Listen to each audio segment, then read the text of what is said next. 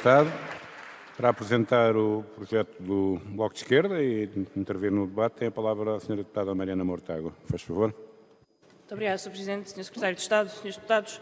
O Governo vem propor agora uma aproximação das regras contabilísticas às regras fiscais, de forma a que todas as imparidades contabilísticas passem a contar no momento do seu registro para o apuramento do lucro tributável. Não vemos nenhum problema de fundo com esta medida, embora queiramos ouvir a opinião da AT sobre a mesma. O nosso problema é outro. O nosso problema é que esta lei muda as regras para o futuro, mas não resolve um problema do passado, um problema que passou despercebido, mas que se consubstancia numa ajuda direta e nunca assumida à banca de 3.800 milhões de euros. E passo a explicar. Até 2014, apesar dos bancos poderem registar todas as suas perdas na contabilidade, essas perdas eram apenas gradualmente aceites para efeitos fiscais, apuramento do lucro tributável. Quer isto dizer que nos anos da crise os bancos estavam a registrar milhares de milhões de perdas contabilísticas que não foram totalmente refletidas no prejuízo fiscal, que já era negativo nessa altura. Ou seja, os bancos não estavam a pagar IRC porque não tinham lucros, mas estavam a acumular direitos a deduzir perdas no IRC futuro. Esses direitos, chamados ativos por impostos diferidos, que mais não eram do que o direito a não pagar IRC no futuro, estavam a ser contabilizados no capital dos bancos. Em 2014, as novas regras de capital estabeleceram que os AID, ativos por impostos diferidos, não podiam contar para capital. Porquê? Porque não serve de nada acumular deduções aos impostos futuros se não se prevê, num futuro próximo, lucros no prazo legal para deduzir esses impostos. O que o Governo PSD e CDS fez foi resolver este problema aos bancos e transformar estes direitos de dedução futura em verdadeiros direitos sobre o Estado para que pudessem passar a ser capital. E fê-lo de três formas. Regra número 1.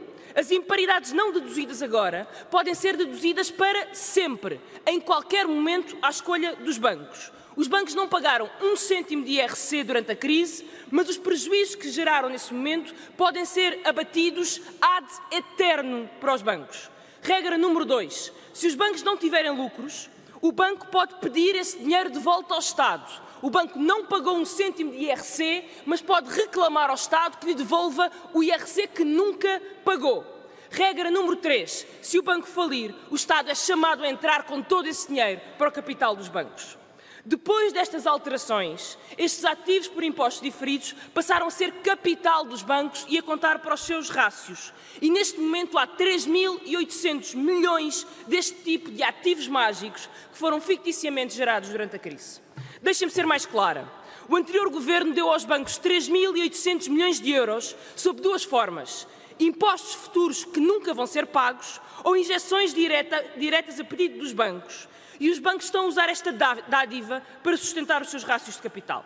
É uma forma de recapitalização da banca, que foi decisiva, por exemplo, para o BCP, que se diz que nunca utilizou dinheiro do Estado. Mentira, são 1.000 milhões que o BCP utiliza.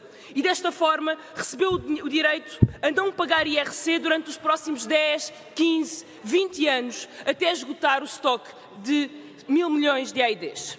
E é uma ajuda do Estado. A Comissão Europeia notou que este regime era uma ajuda de Estado quando determinou a sua suspensão. Portugal suspendeu este regime em 2016, assim como a Itália e a Espanha. Mas ao eliminar a possibilidade de criar mais destes ativos mágicos, o Governo não resolveu o problema do estoque que já lá estava e era de 3.800 milhões de euros. O que o Bloco vem propor é uma forma de lidar com este estoque que foi recomendada pela Comissão Europeia e adotada em Itália e em Espanha. O estoque mantém-se de forma a não pôr em causa o capital dos bancos, mas garante-se que o Estado recebe uma remuneração por ele. Criamos, por isso, uma taxa de 1,5% sobre o estoque de ativos por impostos diferidos existente, o que daria uma receita aproximada de 50 milhões de euros anuais. Esta taxa não compensa o risco nem os impostos perdidos no futuro, mas é o mínimo, é uma forma de remuneração do Estado pelo capital que o Estado está a injetar nestes bancos. É o mínimo que se pode exigir a uma banca que agora volta alegremente aos lucros, depois de todo o dano material que causou e ainda vai causar às contas públicas. O que propomos assim é que se introduza um mínimo de decência ao regime de absoluta exceção e privilégio em que vivem os bancos. Muito obrigada. Obrigado, Sra. Deputada. Para uma intervenção